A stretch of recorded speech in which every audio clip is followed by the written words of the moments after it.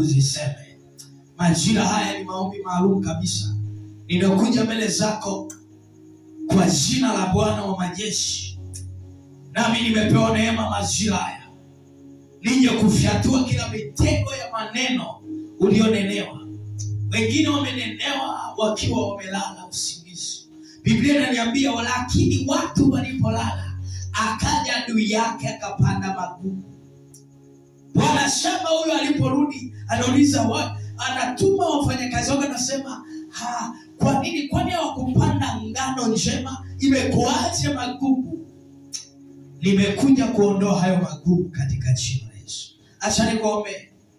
Baba, katika jina la Yesu Kristo, Mungu wa madhabahu inayoongea kwa moto na inayorejesha, inayotoa majibu isiyo nyamaza, majira haya inamleta mtazamaji wangu huyu katika jina la Yesu. Katika jina la Yesu, kila maneno ya mitego aliyotegewa, kila maneno yaliyomnasa, maneno ya laana, maneno ya mikosi, maneno ya kukataliwa, ninafyatua hiyo mitego ya maneno repeko sakata kwa jina la Yesu. Nafyatua hiyo mitego aliyotamkiwa kazini, aliyotamkiwa kwenye ndoa, aliyotamkiwa kwenye elimu, hayo mitego ya maneno yaliyotamkwa, maneno yaliyotamkwa yamegeuka kwa mitego. Nafyatua kwa jina la Yesu.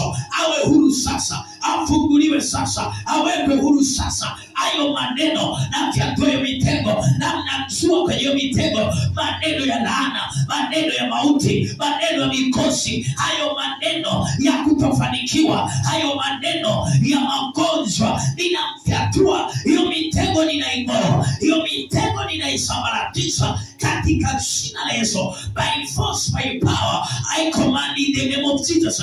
Kila mitego ya adui, kila mitego ya kipepo, kila mitego ya mizimu, kila mitego ya maneno waliokusudia, waliotamka tuendelea, waliotamka hatainuka, natangaza kwa jina la Yesu, achiliwe awe huru, achiliwe awe huru kwenye hiyo ndoa, kwenye hiyo ofisi, kwenye hiyo nyumba. Hayo maneno ninayavunja na yaharibu kwa jina la Yesu, kwa damu ya mwana kondoo, kwa